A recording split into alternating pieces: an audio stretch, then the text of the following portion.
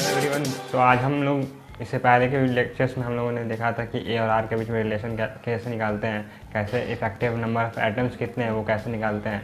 और आज हम उससे थोड़ा सा आगे बढ़ते हुए वही बीसीसी, एफसीसी और सिंपल क्यूबिक सेल में तो हम देखेंगे निकालना कि कैसे हम पैकिंग फ्रैक्शन निकालते हैं और कैसे हम निकालते हैं कि डेंसिटी उस पर्टिकुलर यूनिट सेल में डेंसिटी कैसे है। और उसके बाद हम लास्ट में देखेंगे कि कोऑर्डिनेशन नंबर कैसे निकालते हैं। So let's proceed.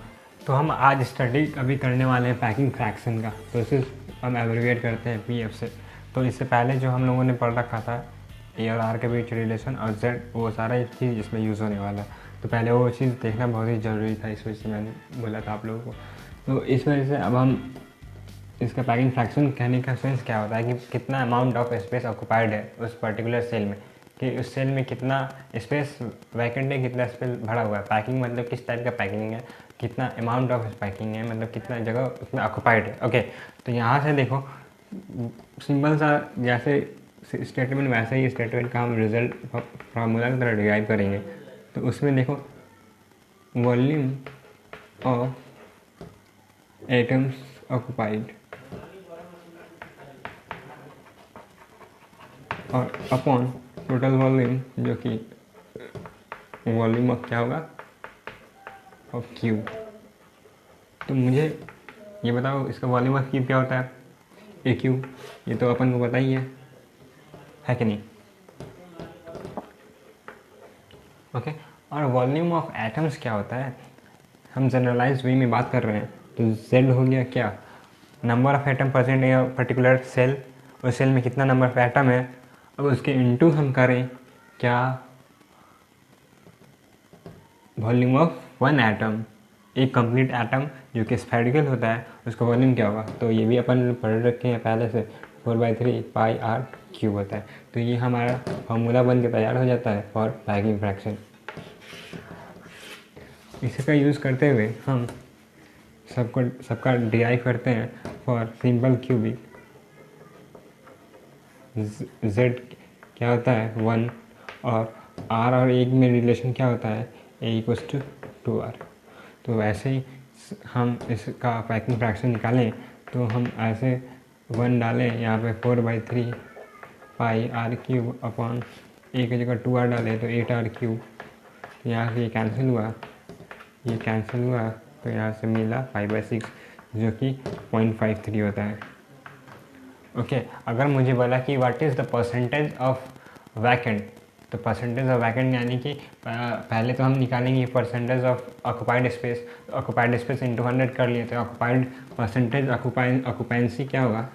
ये भी एग्ज़ाम में बहुत बार बोर्ड्स में और बहुत बार कॉम्पिटिटिव एग्जाम में आया हुआ है। तो इसे 53% कह देंगे, जो कि डायरेक्टली अपन याद भी कर सकते हैं, नहीं तो ये फॉर्मूला अगर बोर्ड में आया तो हम ऐसे डिराइव करके बताएंगे। ओके, तो यहाँ से हम लोग ऑक्यूपेंसी तो निकाल लिए, उसके से परसेंटेज ऑफ वैकेंसी 100 - 53, बहुत ही सिंपल और बहुत ही आसान है। ये मैंने सिंपल क्यूबिक में निकाल लिया। अब हम चलेंगे बॉडी सेंटर्ड पे, और बॉडी सेंटर्ड के लिए जेड क्या होता है 2 होता है, और रिलेशन क्या होता है ए और उसमें, तो वो होता है 2√2r। ये याद रहना चाहिए, नहीं तो हम लोग डिराइव भी कर सकते हैं, जो हम लोगों ने पहले डिराइव करने का सीखा था कि ये हम लोगों ने डिराइव किया था कि √2a इक्वल्स टू 4r और a इक्वल्स टू 2√2r। तो वैसे डेलिब्रेशन हमें इसकी ज़रूरी नहीं है, बट अगर भूले तो ये चीज़ कैसे आता है वो हम यूज़ करेंगे। तो हम ऐसे निकालते हैं उसका packing fraction for BCC, body centred cubic lattice. तो इसमें हम निकालेंगे कि 2 × 4/3 पाई आर क्यूब अपॉन इसको ये तो 8 × 2√2r क्यूब।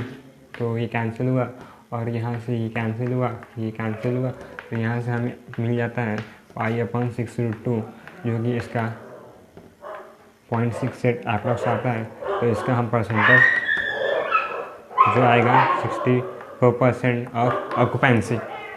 ओके, तो यहाँ तक तुमने निकाल लिया। ऐसे ही तुम फॉर FCC भी निकाल सकते हो। तो फॉर FCC हम लोगों ने देखा था कि Z क्या होता है, Z हम लोगों ने निकाला था कि 4 होता है, और उसमें ए और आर के बीच में रिलेशन हम लोगों ने निकाला था कि हम लोग निकाला था 4r/√3 ए और आर के बीच का रिलेशन। ओके, तो सेम फार्मूला इस पर यूज़ करेंगे और हम पैकिंग फ्रैक्शन निकालेंगे। तो ये खुद से करके दिखाओ और मुझे कमेंट सेक्शन में बताओ कि what is your answer for FCC unit cell. Okay, packing fraction of this unit cell. तो यहाँ तक कोई प्रॉब्लम, कोई डिफ़िकल्टीज होप तुम्हें नहीं होगी। तो हम आगे अब चलते हैं।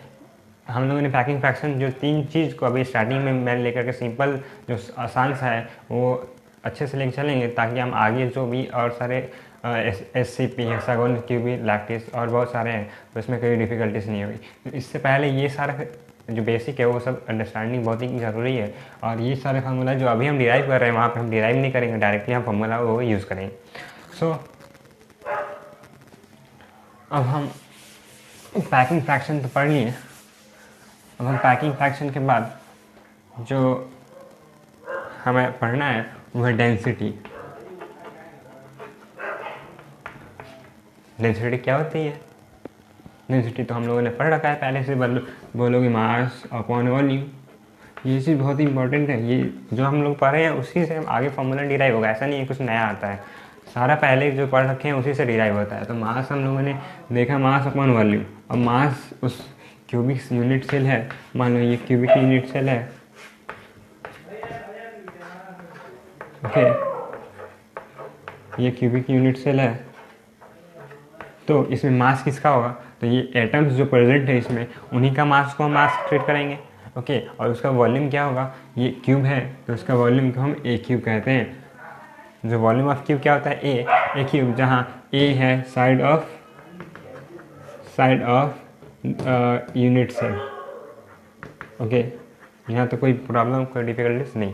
तो हम मास कैसे निकालें? मास कैसे निकालें कितने सारे एटम्स हैं? तो हम जनरलाइज फॉर्मूला निकालते हैं। Z क्या होता है? Number of atoms present in.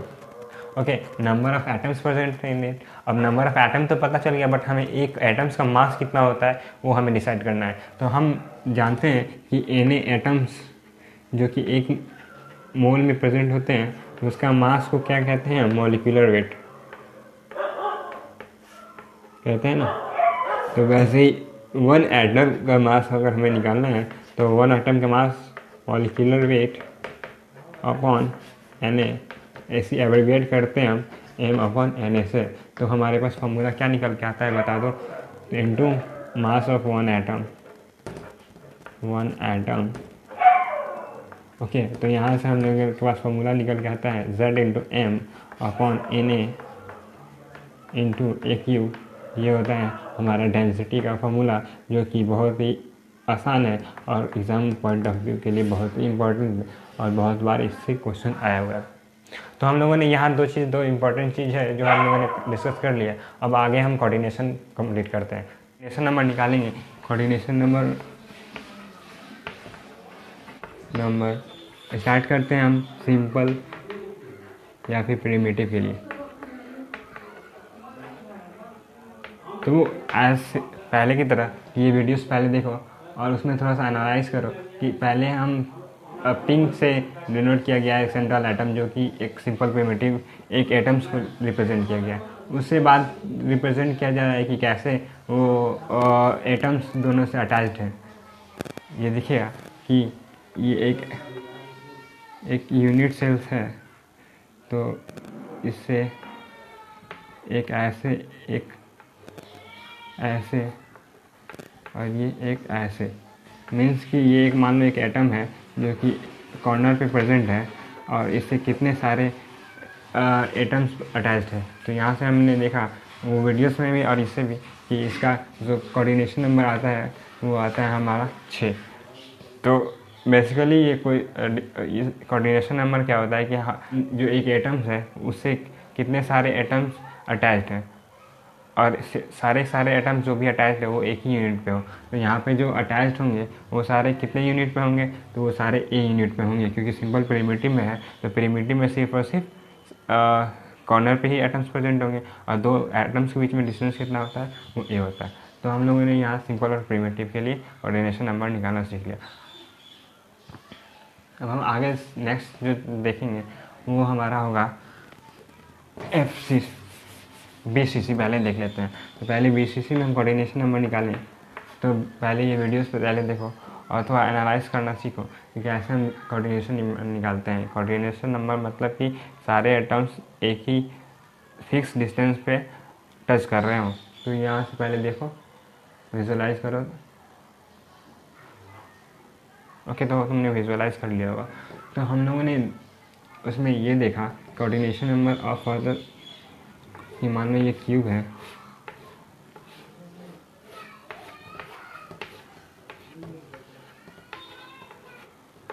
और एक सेंट्रल में एक एटम्स प्रेजेंट है, तो ये BCC कहलाया। तो इसका कोऑर्डिनेशन नंबर क्या है कि ये वाला जो एटम है वो इस एटम से अटैच्ड है, ये वाला एटम इस एटम से अटैच्ड है, मीन्स कि ये सारे एटम से अटैच्ड है। और इन दोनों के बीच का डिस्टेंस कैसे निकालेंगे, तो वो हम लोगों ने पिछले वीडियोस में देखा था कि √3a इसका डिस्टेंस था। तो √3a/2 में इन दोनों के बीच का डिस्टेंस होगा और कितना कोऑर्डिनेशन नंबर होगा वो 8 होगा। जैसे कि एक ये 2 3 4 5 6 7 8, तो यहाँ से इसका कोऑर्डिनेशन नंबर इसका और BCC 8 हुआ। बिल्कुल आसान और सिंपल वे में। ओके,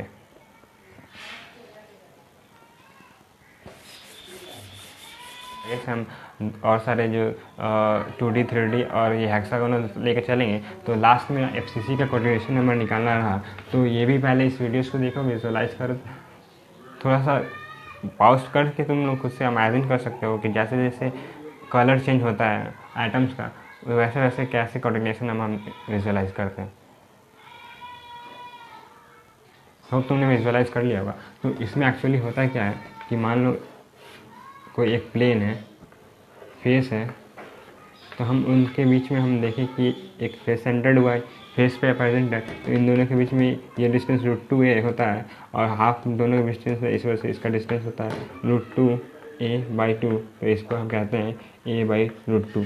a/√2 में कितने कितने एटम्स प्रेजेंट हैं, कितने कितने एटम्स अटैच्ड है, जो कि कोऑर्डिनेशन हम कहते हैं। तो यहाँ से हम देखें कि ये 1 2 3 4। सिमिलरली मान लो कि ये एक x एक्सिस में प्लेन है, वैसे एक y एक्सिस में प्लेन होगा, वैसे एक z एक्सिस में प्लेन होगा। तो 4 4 8 और 4 12 होगा। तो वो तुम पहले वीडियोस जो मैंने दिखलाया था इससे पहले, उससे भी तुम बैक करके तुम विजुअलाइज कर सकते हो कि उसमें भी वैसे ही दिखलाया जा रहा है कि 4 एक प्लेन में है, 4 अलग प्लेन में, 4 एक अलग प्लेन में। तो जैसे वो बेस्ट तरीके से विजुअलाइजेशन आ जाए तुम उसे विजुअलाइज कर सकते हो। तो मान लो एक और ये प्लेन था, ये 4 8 और एक मान लो एक ऐसा ये प्लेन है,